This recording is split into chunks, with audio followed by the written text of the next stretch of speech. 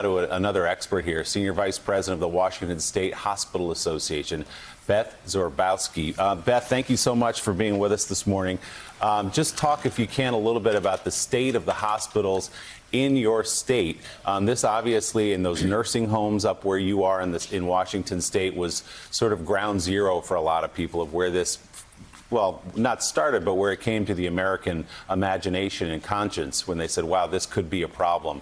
What's going on, not just in the hospitals in Seattle, but in some of those rural hospitals across your state? Yeah, everyone's being impacted right now. You know, the hospitals in the Puget Sound region are certainly taking care of the bulk of the patients. But what we're seeing is it's really having an impact across the state. Yesterday, our governor put out an order to cancel all elective surgeries. So these are surgeries that are non-urgent for patients. That's going to have a real impact across the state, both the patient care, but also this is vital lifeline supply for our rural hospitals. They're going to be financially impacted for the long term. We've heard from some of them that they may have to close their doors, perhaps before this is even over. That critical PPE shortage that we've had, the personal equipment to protect our workers, is just not there. And we've also heard some rural hospitals thinking about shuttering both services and potentially their entire hospital if they can't protect their workers. I think that's our number one concern, is making sure we get those masks and protect the nurses and the doctors and the techs that are on the front line. We're really concerned about that. We have hospitals that are down to just a couple of days. We have one rural hospital down to one box of masks left. You said earlier, the stories coming out of people manufacturing their own. That's certainly happening. We're doing everything we can to keep our workforce healthy so that they can continue to care for patients. And we're seeing those numbers go up across the state.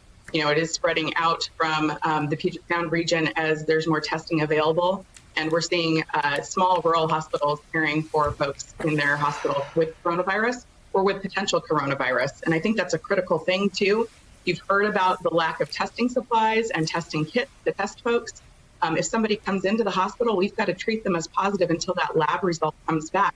And sometimes that's taking 2 to 8 days. So it's really burning through some of that personal protective equipment a lot faster than we anticipated. And we're at a critical point here. So, Beth, talk to me about the hospital supply chain. How would you get these masks ordinarily, and how could you get them? As you say, some hospitals are out of them. Some are down to a couple of days, a couple of weeks, perhaps, of supplies left. Where are you hoping those masks will come from at this point and that other equipment? Well, certainly everyone is working their own supply chains. The governor is also trying to put the weight of the state behind getting those masks and the protective equipment. We are also hearing folks make calls to veterinary clinics and dental clinics, ambulatory surgical centers. These are folks that had been doing elective procedures as well, and that has stopped with the governor's order. So we really appreciate that effort to conserve the personal protective equipment in the state. But what we have heard from our hospitals, and this started weeks ago, that they were not getting their normal shipment of supplies, that those supplies were cut. And in the rural areas, which order smaller amounts anyway, those supplies were cut by 40%, and some of them weren't getting them at all. So we're really in a dire situation here. We want to make sure that we protect workers, but we also have patients that are continuing to come, and there just are not supplies. And what about on the testing side, Beth? How soon are you expecting to see more tests? Obviously, this is a national and a federal question. Every hospital in the country needs more tests, so we can, first of all, begin to know, as you say, who actually has it, to get our arms around this problem. How soon are you expecting more tests to come to your state? So we heard yesterday that there was a shipment that came in. I believe that was 8,000 kits. We expect that we'll blow through that number pretty quickly. And there's going to be more need. I think everyone is ramping up their testing ability, but you know, there's a shortage of just the swabs to do the nasal swabs and the throat swabs as well.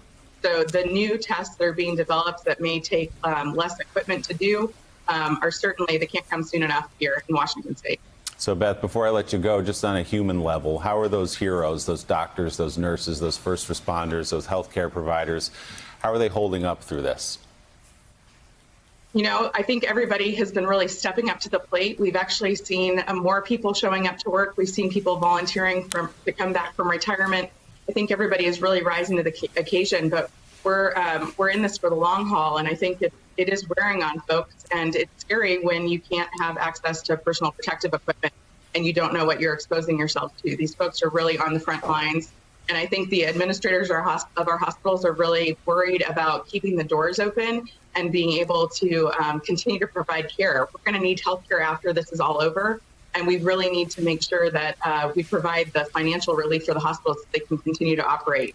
Right now, they're shutting down services that would normally be bringing in revenue, and their expenses have gone up. We heard from one administrator that they've got 40% of the revenue and about 150% of the expenses. So it really is a long-term situation here. So we've got to deal both with the short-term issue of getting more supplies, but we've got to deal with the long-term issue of keeping hospital doors open as well. And as I said, one rural hospital, at least, that is looking at possibly shuttering just because of the impact of the outbreak already.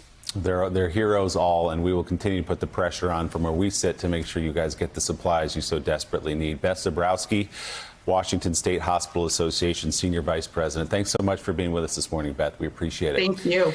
Thanks for checking out MSNBC on YouTube, and make sure you subscribe to stay up to date on the day's biggest stories. And you can click on any of the videos around us to watch more from Morning Joe and MSNBC. Thanks so much for watching.